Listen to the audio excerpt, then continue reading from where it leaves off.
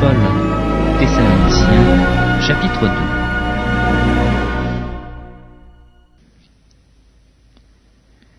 Vous savez vous-même, frères, que notre arrivée chez vous n'a pas été sans résultat. Après avoir souffert et reçu des outrages à Philippe, comme vous le savez, nous prîmes de l'assurance en notre Dieu pour vous annoncer l'évangile de Dieu au milieu de bien des combats. Car notre prédication ne repose ni sur l'erreur, ni sur des motifs impurs, ni sur la fraude, mais selon que Dieu nous a jugés dignes de nous confier l'évangile. Ainsi nous parlons, non comme pour plaire à des hommes, mais pour plaire à Dieu, qui sonde nos cœurs. Jamais, en effet, nous n'avons usé de paroles flatteuses, comme vous le savez. Jamais nous n'avons eu la cupidité pour mobile. Dieu en est témoin. Nous n'avons point cherché la gloire qui vient des hommes, ni de vous, ni des autres.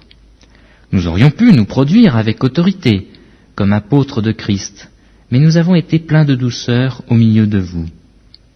De même qu'une nourrice prend un tendre soin de ses enfants, nous aurions voulu, dans notre vive affection pour vous, non seulement vous donner l'évangile de Dieu, mais encore nos propres vies, tant vous nous étiez devenus chers.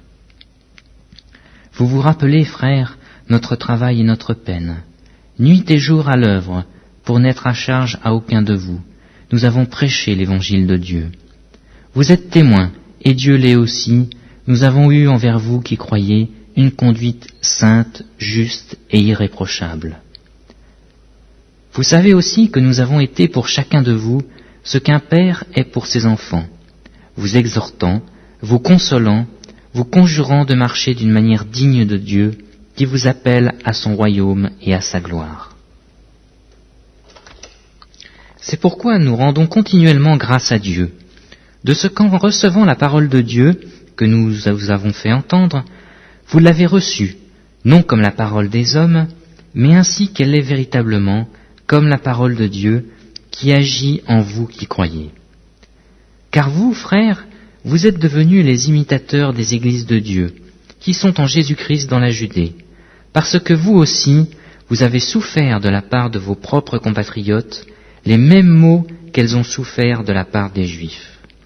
Ce sont ces Juifs qui ont fait mourir le Seigneur Jésus et les prophètes, qui nous ont persécutés, qui ne plaisent point à Dieu, et qui sont ennemis de tous les hommes, nous empêchant de parler aux païens pour qu'ils soient sauvés, en sorte qu'ils ne cessent de mettre le comble à leurs péchés.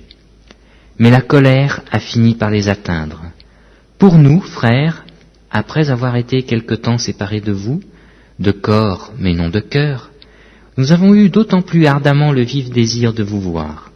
Aussi voulions-nous aller vers vous, du moins moi, Paul, une et même 2 fois, mais Satan nous en a empêchés. Qui est en effet notre espérance, ou notre joie, ou notre couronne de gloire? N'est-ce pas vous aussi, devant notre Seigneur Jésus-Christ, lors de son avènement? Oui, vous êtes notre gloire et notre joie.